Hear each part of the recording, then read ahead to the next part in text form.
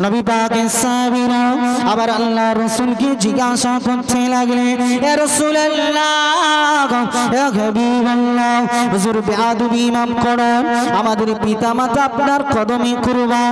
ইয়া রাসূলুল্লাহ, ইয়া হাবিবাল্লাহ, হুজুর একটুখানি বলেন যদি কোনো মানুষ দুনিয়া জমিনে নামাজ ত্যাগ করে ফেলে, রোজা ত্যাগ করে ফেলে, তাসবিহ তাহলিল যদি না করতে পারে, ইয়া রাসূলুল্লাহ, তারা কি কখনো কোনোদিন জীবনে জান্নাত যেতে পারবে না?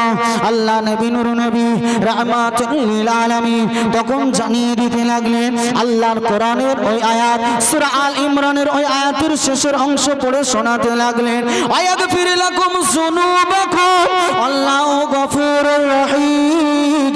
আমার আল্লাহ হলো গফর, আমার আল্লাহ হলো রহিম, আমার আল্লাহ ক্ষমা করতে পারে এবং ক্ষমা করার পরে বান্দাকেও সম্মানিত বানাতে পারে।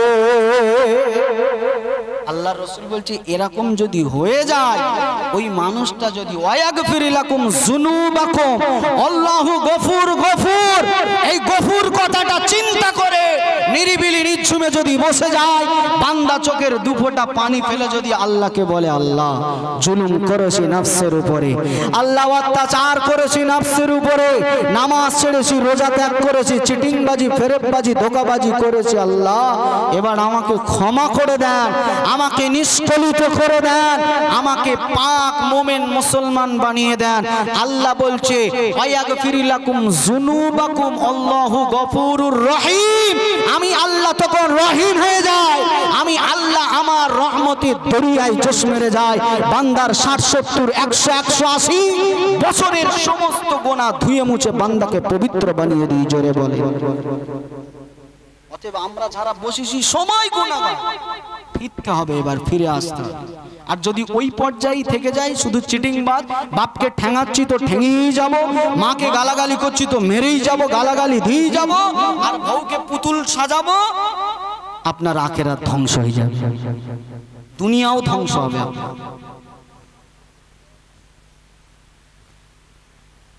মুসলমান আজকে রাতে বসেছেন, কিছু নিয়ে যাওয়ার চেষ্টা করে। আজ থেকে 1500 বছর আগে আল্লাহ নবী নূর নবী এই হাদিসটা বুঝিয়ে বিশ্ববাসীকে জানাতে লাগে, বিশ্বের মুমিন মুসলমানেরা, আমার উম্মত উম্মতিরা, আমি আল্লাহ নবী নবী, আমি নূর নবী এসেছি তোমাদের মেসেঞ্জার হয়ে, তোমাদের আদর্শ হয়ে, আমি আল্লাহ নবী তোমাদেরকে সজাগ করে দিয়ে গেলাম। আমার উম্মত উম্মতিরা শোনো শোনো, দুনিয়ার জমিনে দরিদ্রতার কারণ দেখি নামাজ ত্যাগ করো না, অর্থের জোর দেখি কখনো নামাজ ছেড়ে দিও না, দরিদ্রতার কারণ দেখি তাসবিহ তাহলিল ছেড়ে দিও না, অর্থের গরম দেখি তাসবিহ তাহলিল ছেড়ে দিও না, বরং তোমরা যে যেমন অর্থের মালিক হও না কেন, যে যেমন সম্পদের মালিক হও না কেন, এক প্রভুর রাজাদি রাজা আল্লাহকে স্মরণ করো। আমি নবী পাকের আদর্শটা মেনে নাও, আমি নবী পাকের আদর্শ, আমি নবী পাকের আখলাক যার ভিতরে চলে যাবে, আমার আল্লাহ পাকের আযাবের জাহান্নাম ওই বান্দা আর স্পর্শ করবে না।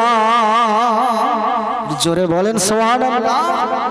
আল্লাহর রাসূল বলছে আমার আদর্শ যদি ঢুকে যায়, আমার আদর্শ যদি কোনো মানুষের হৃদয় স্পর্শ করতে পারে, ওই মানুষের আর কখনো এই কানে আওয়াজ না এলো না, একটুখানি টেনে দাও, একটু সোজা মতো করে একটু টেনে দাও, ওই একটু ঘুরিয়ে দে, এদিক সরিয়ে দাও, একটা মনিটর করতে হয়, একটা মনিটর করলে এদিকে দেওয়া, ওই দিকে ঘুরাও, ওই দিকে সোজা করে দাও, বাস বাস বাস, থাক। কথা বুঝলেন? একটুখানি বোঝেন। আবার আমার কানে না এলে না আমি বলতে পারবো, এই বক্স অনেক দূরে আছে তো, এবার যখন ওই দিকে যাচ্ছে আমার মনে হচ্ছে আমি বলছি আর ভেসে আওয়াজ চলে যাচ্ছে, আমি কিছু বুঝতে পারছি না। কথা বুঝতে পারছেন? একটা করে মনিটর দিতে হয়, যে বলে তার একটু শুনতে দিতে হয়। যাই বা হোক, তাহলে আল্লাহর রাসূল বলছে আমার আদর্শ যার ভিতরে ছুঁয়ে যাবে, যার হৃদয় স্পর্শ করবে, জাহান্নামের আগুন কোনোদিন কখনো তাকে স্পর্শ করবে না। আর একবার জোরে বলেন সুবহানাল্লাহ। তাহলে রাসূলের আদর্শটা কি ছিল, আর কোন রাসূলের আদর্শ? প্রথমে উঠে মহান কালামুল্লাহ শরীফের যে আয়াতের টুকরা পেশ করেছিলাম, আল্লাহ পাক রব্বুল আলামিন আরাফার ময়দানে বিদায় গজর দিন খুলে ফেরেশতা জিবরাইলকে পাঠিয়ে দিয়েছিলেন। আসমানের দরওয়াজা খুলে ফেরেশতা জিবরাইল এসে আল্লাহর নবীকে জানিয়েছিলেন, ইয়া রাসূলুল্লাহ, ইয়া হাবিবাল্লাহ, হুজুর আমার আল্লাহ বলে পাঠিয়েছে। কি বলে পাঠিয়েছে? আল-ইয়াউমা আকমালতু লাকুম দীনাকুম ওয়া আতমামতু আলাইকুম নি'মাতি ওয়া রাদিতু লাকুমুল ইসলাম দীনা। আমার আল্লাহ পাক রব্বুল আলামিন আপনার উপরে সন্তুষ্ট, সাহাবায়ে কেরামদের উপরে সন্তুষ্ট। ইয়া রাসূলুল্লাহ, শুধু তাই না, এই দ্বীন ইসলামটাকে আমার আল্লাহ পাক ধর্ম হিসাবে কবুল করে নিয়েছে। জোরে বলেন সুবহানাল্লাহ। এটা হচ্ছে পৃথিবীর মানুষদের ইসলাম ধর্ম অবলম্বী মুসলমানদের সনদ, সব থেকে বড় সনদ। এই আয়াতটা যখন নাজিল হয়েছিল, ইহুদি খ্রিস্টান নাসারারা হিংসা করেছিল, আমাদের নবীর উপরে হিংসা করেছিল, সাহাবায়ে কেরামদের উপরে হিংসা করেছিল। বলছে এই আয়াতটা তোমার নবীর উপরে আসাটা ঠিক হয়নি। বলেন নাউজুবিল্লাহ। মানে আল্লাহ বলছে ধর্ম হিসাবে ইহুদি নয়, খ্রিস্টান নয়, নাসারা নয়, বড় আমার নবীর আদর্শের উপরে থাকা সাহাবায়ে কেরাম সহ এই দ্বীন ইসলামকে কবুল করা হয়েছে। জোরে বলেন সুবহানাল্লাহ। আল্লাহ পাক বলছে ওই নবীর আদর্শ তোমার হৃদয়ে স্পর্শ। যদিও সাবজেক্ট এদিকে ছিল না, এসছে তাই বলছি। নবীর আদর্শ যদি একজন মোমেন মন কান দিয়ে শোনে, হেদায়েতের ইচ্ছে নিয়ে যদি শোনে, কোন পৃথিবীর শয়তান নাই তাকে অন্য পথে পরিচালিত করে। আল্লাহ রাসূলের এমন আদর্শ ছিল।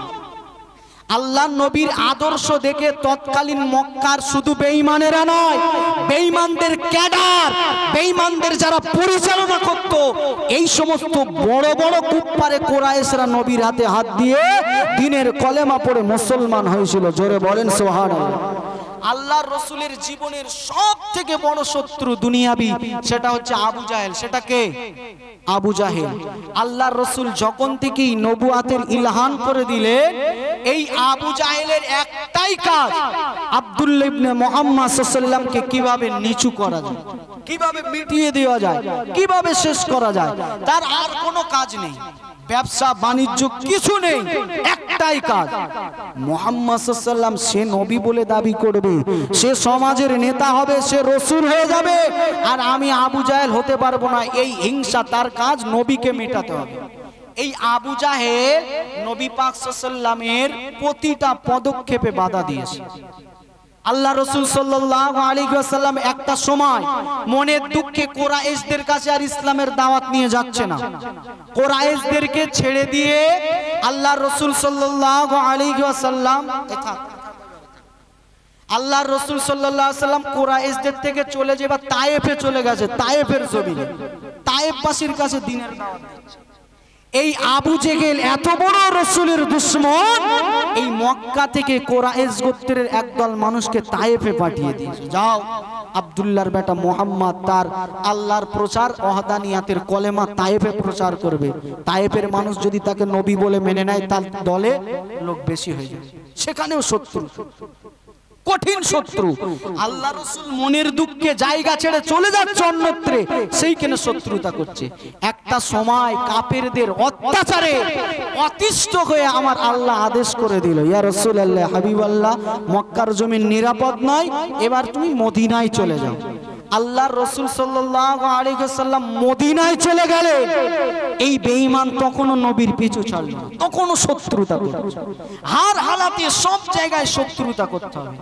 একটা সময় বদর প্রান্তরে এই শত্রুতার নিষ্পত্তি ঘটল। লম্বা ওয়াকিয়া, সামান্য ছোট করে বলছি। আবু জেহেল চিরতরে বিদায় হয়ে গেল, জাহান্নামের কীট জাহান্নামে চলে গেল। এই আবু জাহেলের একটা ছেলে ছিল, তার নাম ইকরামা।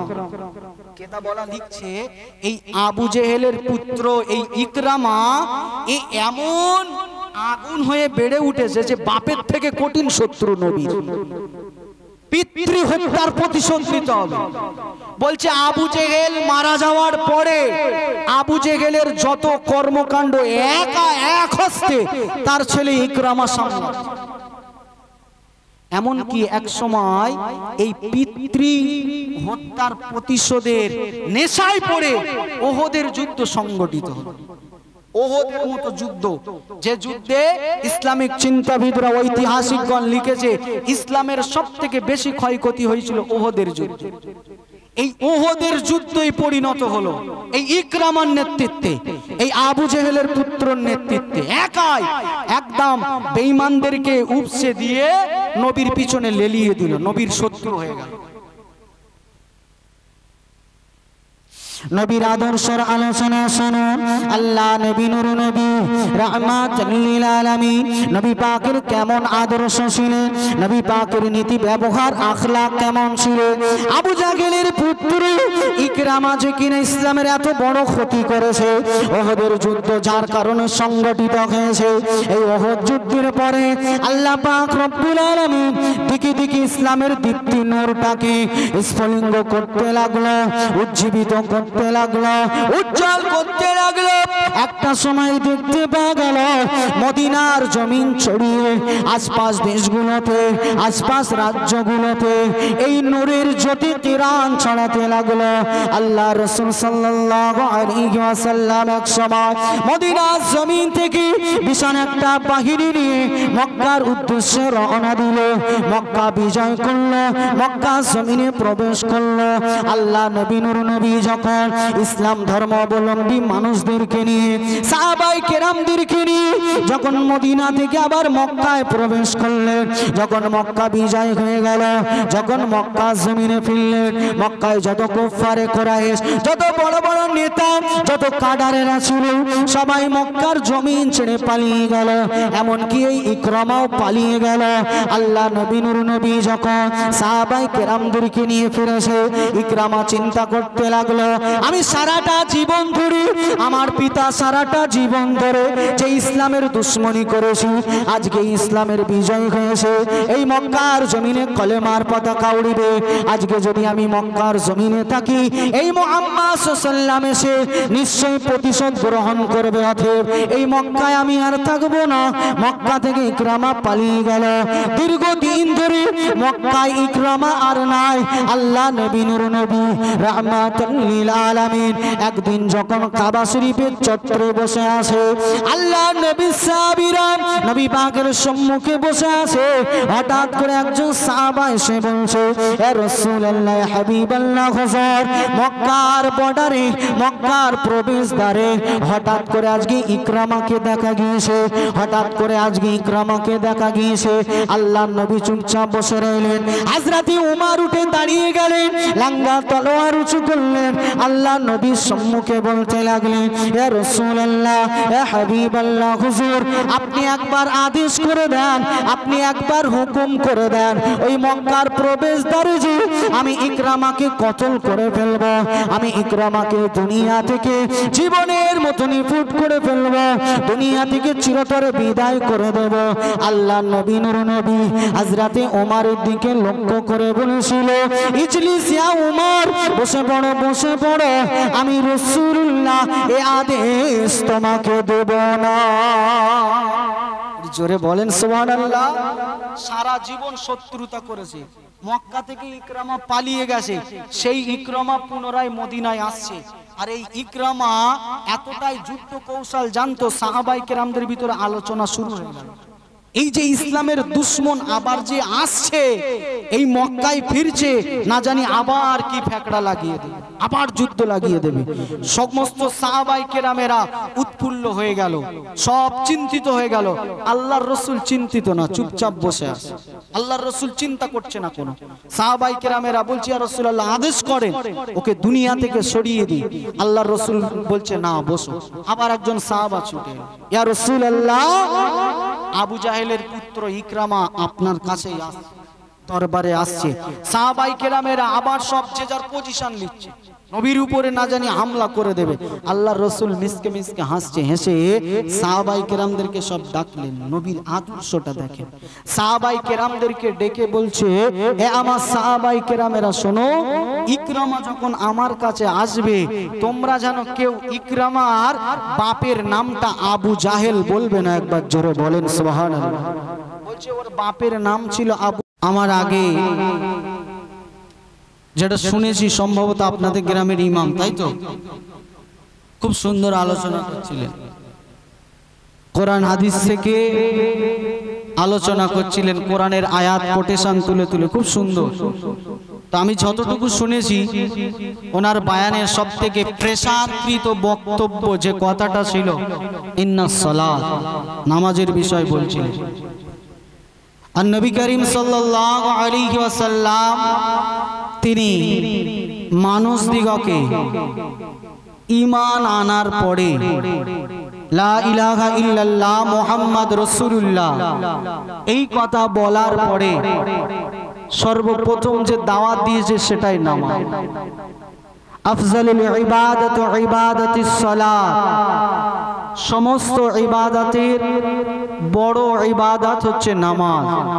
সেই আলোচনা করছিলেন। বর্তমান আমাদের সমাজের প্রেক্ষাপট যে পড়ে গিয়েছে, যে সিচুয়েশন দাঁড়িয়েছে, সব থেকে বড় আলোচনা এটা। আরো অনেক দিক আছে, নবীর আলোচনা আছে, কোরআনের আলোচনা আছে, পীর ওলিদের আলোচনা আছে, ইজমা কিয়াস শরা শরিয়াতের আলোচনা আছে, কিন্তু সবার মূলে এখন বর্তমানে আমরা নবীর আশিক মাশাআল্লাহ গ্রামে অনেক, অভাব নেই নবীর আশিকে। পীর ওলি মান্যওয়ালা নারাই তাকবীর আল্লাহু আকবার বলে বসিরহাট দরবার, ফুরফুরা দরবার, খোলাপোতা, হাড়োয়া, ঘুঁটেহাড়ি যাবার লোক অনেক আছে, কিন্তু মাথায় টুপি দিয়ে আল্লাহু আকবারের ধ্বনি শুনে নামাজ পড়তে যাওয়ার লোক গ্রামে নেই। কথা ঠিক বলছি না ভুল বলছি বাবাজি বলেন? কঠিন অভাব, এটা দেখা যায় না আমাদের। তো সেই মোতাবেক আমি মহান আল্লাহ পাক রব্বুল আলামিনের ওসমা নিয়ামতি পাক কালামের অতাল সমুদ্র থেকে ছোট্ট একটি আয়াতের টুকরা পেশ করেছি। নবী পাকের সোনার জবানের বর্ণিত লক্ষাধিক হাদিসের ভিতর থেকে ছোট্ট একটা হাদিস শরীফ আমি পেশ করেছি।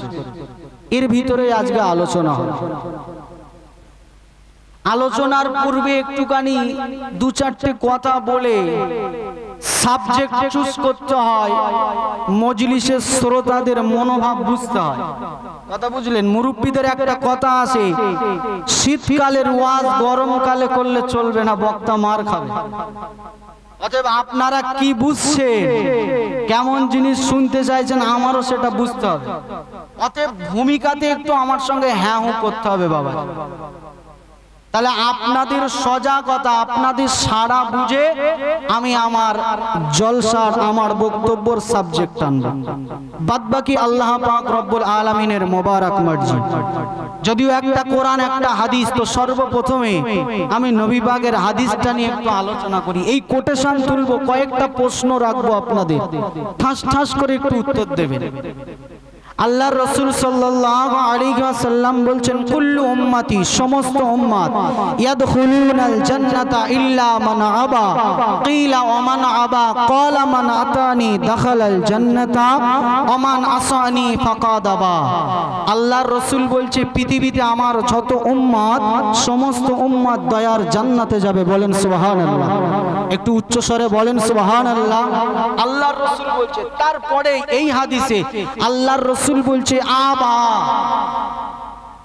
এই ভীষণ উম্মতের ভিতর থেকে এক দলকে আবার আল্লাহ জান্নাতে না দিয়ে জাহান্নামে ফেলে দেবে। প্রথমে আল্লাহর রাসূল বলছে সব উম্মতি জান্নাতে যাবে, পরক্ষণে যেই বলছে এক দলকে জাহান্নামে দেবে, সামনে বসে থাকা সিদ্দিক আকবর, হযরতে আবু বকর, হযরতে উমর, হযরতে উসমান, হযরতে আলী কাররামুল্লাহু ওয়াজহু রাদিয়াল্লাহু তাআলা আনহুমা, হুজুররা তখন নবী পাকের কাছে হাত জোড় করে বলছে, ইয়া রাসূলুল্লাহ, হাবিবাল্লাহ, আমাদের পিতামাতা আপনার কদমে কুরবান। ইয়া রাসূলুল্লাহ, সারা শরীয়তের ইলম, জ্ঞান, হিকমত আল্লাহ আল্লাহ রাসূল যেটা জানে আমরা জানা সম্ভব না, একটুখানি আমাদেরকে বলেন। সমস্ত উম্মত জান্নাতে যাবে, তার ভিতর থেকে একদল জাহান্নামে যাবে, তারা কারা? আল্লাহ রাসূল সাল্লাল্লাহু আলাইহি ওয়াসাল্লাম এক কথায় উত্তর দিল, যারা পৃথিবী থেকে আমি রাসূল এবং আমার আল্লাহর সঙ্গে চিটিংবাজি, জোট চুরি, ধাপ্পাবাজি করবে, এরা জাহান্নামে। কারা? আল্লাহর রাসূলের সঙ্গে যারা কি করবে? চিটিংবাজি। আজকে আমিনপুরের মানুষ আপনারা বলেন, আমরা আল্লাহ আল্লাহ রসুলের সঙ্গে চিটিংবাজি করি? চিটিংবাজি করি কেউ? আল্লাহ রসুলের সঙ্গে তো আমাদের কারো ব্যবসা নেই। আমরা যেটা মুদ্রা ভাষায় জানি, আমরা যদি সবজি বিক্রেতা হই, বাজারে সবজি নিয়ে যাই, আমাদের খরিদ্দারের সঙ্গে আমরা চিটিংবাজি করতে পারি। এ কথা ঠিক কিনা? তাহলে আমরা আল্লাহ আল্লাহ রসুলের সঙ্গে চিটিংবাজি করি টরি বলে? আমরা আল্লাহ আল্লাহ রসুলের সঙ্গে মারাত্মক চিটিংবাজি, মারাত্মক। আমরা যারা আল্লাহ আল্লাহ রসুলের চোখে চিটিংবাজ, তারা জন্মগত চিটিংবাজ। হ্যাঁ, এত বড় কথা। আমরা যারা আল্লাহ আল্লাহ রসুলের সঙ্গে ধাপ্পাবাজি করি, আমরা জন্মগত ধাপ্পাবাজ। কঠিন ব্যাপার। একটা কথা মাথায় রাখবেন, দুনিয়ায় আপনি একটা মেয়েকে বিয়ে করলেন, আপনার স্ত্রী হলো, তার ভরণ পোষণের দায়িত্ব আপনার। আপনি সকাল থেকে সন্ধ্যা পর্যন্ত মাথার ঘাম পায়ে ফেলছেন কিভাবে ওই স্ত্রীকে সুখে রাখা যায়। কতদিনের জন্য? দুনিয়ার 70 বছরের জন্য। কতদিনের? দুনিয়ার 60 বছরের জন্য, দুনিয়ার 100 বছরের জন্য। আর যে আল্লাহ নিঃস্বার্থভাবে আপনার 100 বছরের পুরো জিন্দেগি দান করে দিল, তার পিছনে কোনো টাকা দিতে হয় না, তার কোনো মাইনে দিতে হয় না, সেই আল্লাহ বলছে ইন্না সালাত, নামাজ পড়ো, আমরা পড়ি না। এবার আমরা চিটিংবাজ না চিটিংবাজ না বলে? স্ত্রীর আদর পাওয়ার জন্য, ছেলের মেয়ের হাতের ভাত খাওয়ার জন্য কত কষ্ট আমরা করছি। 12 ঘন্টা পুরো একদম মাথার ঘাম পায়ে ফেলছি আমরা। অনেক টাকা রোজগার করব, বড় বাড়ি করব, ছেলে মেয়ে সুখে থাকবে, আমাদের বড় বড় পালঙে শোভাবে। অনেক বাপ, হাজার বাপ যদি এমন ইচ্ছা করে, এমন আশা করে অনেক কামায়, তার ভিতরে 999 জন বাপ খাটে জায়গা পায় না। এটাও সত্য, এটাও আমরা দেখছি সমাজে। দেখতে পাই কিনা বলেন? বাপ কত হিচড়ে কুচড়ে সবকিছু সন্তানের জন্য টাল করলো, আনলো, কত কষ্ট করলো। বাপের পায়ে পেরেক ঢুকে গেছে, সন্তান ছোট, সন্তানকে খাওয়াতে হবে, ওই ফোলা পা নিয়ে বাপ মাঠে যাচ্ছে কাজ করতে, ধান বসাতে। কথা বুঝলেন? এত কষ্ট করেছে। এ অস্বীকার করার জায়গা নেই। যে সমস্ত সন্তানেরা অস্বীকার করবে, এরা মৃত্যুক, চিটিংবাজ, ধাপ্পাবাজ ছাড়া কিছু নয়। কথা বুঝলেন? এখন আমি পার্সোনালি বুক ফুলিয়ে আমরা বলতে পারবো যে আমাদের বাপ মারা ভালো, এদের কোনো ফেসবুক ইনস্টাগ্রাম আইডি নেই। আর এখন যেসব নতুন মা হয়ে আসছে, আসার আগে ফেসবুক আইডি আর ইনস্টাগ্রাম একদম রসাতলে চলে যাচ্ছে দেশ। আর আমাদের যারা বাপ মা ফেসবুক বোঝে না, ইনস্টাগ্রাম বোঝে না, তারা কষ্ট করে আমাদের জন্য এনেছে, আমরা সেই বাপ মার বুকে লাথি মারছি। কেন লাথি মারছি আমরা? আর সন্তানের লাথি বাপ মা কেন খাচ্ছে? এদের দরকার ছিল আল্লাহর ইবাদত করা, গোলামতি আল্লাহর করা। বান্দা আল্লাহ ভুলে যে গোলামতি সন্তানের করেছিল, গোলামতি স্ত্রীর করেছিল। আল্লাহর রসুলের ওয়াদা, আমার আল্লাহর ওয়াদা, যারা আমি আল্লাহ এবং আমার রসুলকে ভুলে দুনিয়া দুনিয়া করবে, আমি আল্লাহ কারুনের মতো তামাম দুনিয়া চাপা দিয়ে তাদের দুনিয়ার ভিতরেই ডুবিয়ে রাখবো। আখিরাত এবং দুনিয়ার শান্তি নামক চিজ তাদের নাগের ডগায় পৌঁছবে না, কোনোদিন যাবে না। শুধু যদি দুনিয়া দুনিয়া করে, আর শুধু দুনিয়া দুনিয়া যারা করে, এরা হলো চিটিং। কথাগুলো ঠান্ডা মাথায় বুঝবেন কি বলছি। সাবজেক্ট খুব টাফ সাবজেক্ট। আমরা চিটিংবাজ, এটা ছোট বড় ইলজাম নয়। মাথায় টুপি দিয়ে, মুখে দাড়ি রেখে আমরা সব বসে আছি, অনেকের পরনে সুন্নতে লিবাস, এত বড় স্টেজে হুজুর সেজে বসে আছি, মিয়া সাহেব, আমরা প্রত্যেকে চিটিংবাজ হয়ে বসে আছি। সব চিটিংবাজ, মারাত্মক চিটিংবাজ। একটা কথা বলেন তো, দুনিয়ার হিসাব দিয়ে বলেন, একজন তার শরীর অসুস্থ হচ্ছে, গায়ে জ্বর, প্রতিদিন মনে করেন ওই মেডিকেলে যাচ্ছে, ওষুধের দোকানে যে ওষুধ কিনে আনছে আর শুধু পকেটে রাখছে। আচ্ছা বলেন তো, ওই ট্যাবলেট যদি পকেটে থাকে, ওর রোগ জীবনে সারবে? জোরে বলেন, সারবে? আজকে আপনাদের গ্রামে এই 27 তারিখ এই রাতের বেলা এতটা লোক বসে আছে, কাল ফজরে এতটা লোক নামাজে জীবনে যাবে?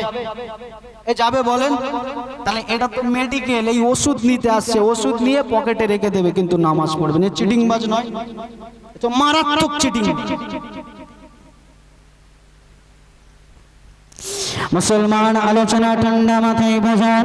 আল্লাহ নবী নূর নবী রাহমাতুল লিল আলামিন নবী আমার আজ থেকে 1500 বছর আগে সাহাবায়ে কেরাম দিগকে নিয়ে মদিনার নববীর মসজিদে মিম্বরে বসে বসে সাহাবায়ে কেরাম দিগকে জানিয়ে দিলেন, এ আমার সাহাবীরা শোনো শোনো, ওই সকল উম্মত উম্মতি জাহান্নামী হবে, ওই সকল উম্মত উম্মতি কিয়ামতের দিনে জাহান্নামে প্রবেশ করবে যারা আমি রাসূলের সঙ্গে চিটিংবাজি করেছে, যারা আমার আল্লাহর সঙ্গে চিটিংবাজি করেছে। সাহাবায়ে কেরামেরা জিজ্ঞাসা করেছিল, ইয়া রাসূলুল্লাহ, ইয়া হাবিবাল্লাহ, হুজুর একটুখানি বলেন কারা দুনিয়া জমিনে চিটিংবাজ? আল্লাহ নবী জানিয়েছিল, ও আমার সাহাবীরা, ও আমার সাহাবীরা, আমি রাসূলুল্লাহ জানিয়ে দিলাম যাদের কাছে এই মেসেজটা রয়েছে।